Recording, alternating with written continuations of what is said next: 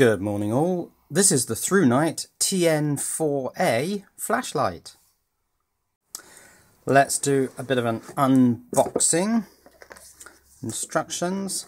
The flashlight appears to be in its pouch already, so we'll take a look at that in a moment. Let's just look at what else is in there. Silica gel and an accessory pack containing lanyard and spare rubber seals and a spare rubber switch cap.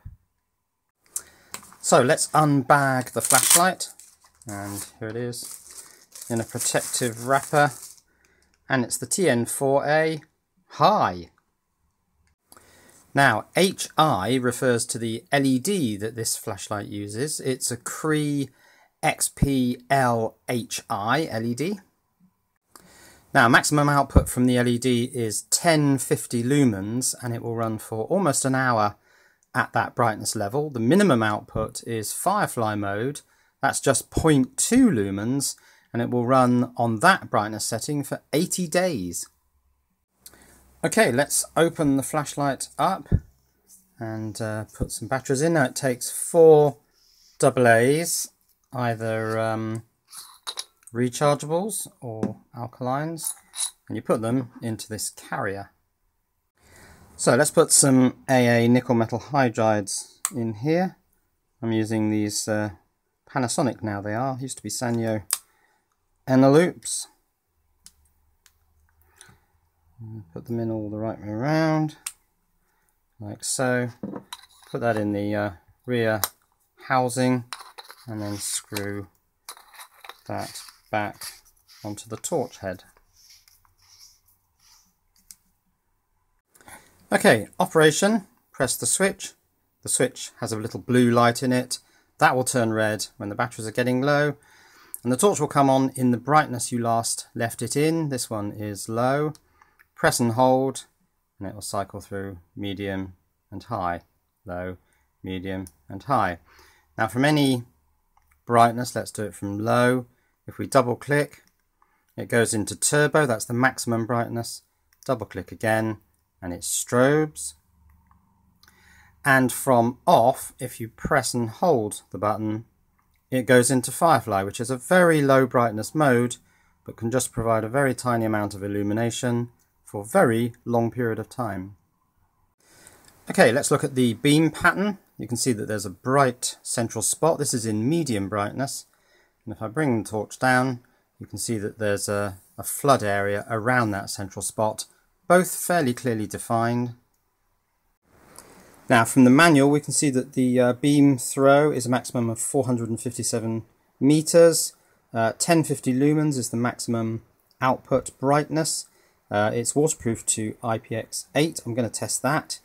Maximum 80 days, that's in the Firefly mode, the 0.2 lumens mode, and it can be dropped from a height of 2 meters. I'm going to test that as well. So to test the flashlight's water resistance, it's switched on in low. Let's put it in this plastic water bottle. Good, that's fully submerged. And now I'm going to put it in the freezer and encase the flashlight in ice. So here's the TN4A flashlight torch, completely enclosed in a solid block of ice. It's been in the freezer for about 5 hours. It's on the low setting, and you can just about see the blue LED on the switch there. So what I'm going to do is I'm going to start cutting away the plastics around the plastic bottle here that I used, and then I'm going to take it outside and drop it from a height of about 2 meters. Okay, so there's most of the plastic cut off. I've left a little bit on just so that I can hold it. Let's take it outside. Right, this will be about a 2 meter drop, so let's try it. Quite a thud. So some warm water to melt the ice, that should happen in a couple of minutes. And then we'll take a look at the torch and see what condition it's in. So here it is, it's still switched on, working fine, the blue light's still on.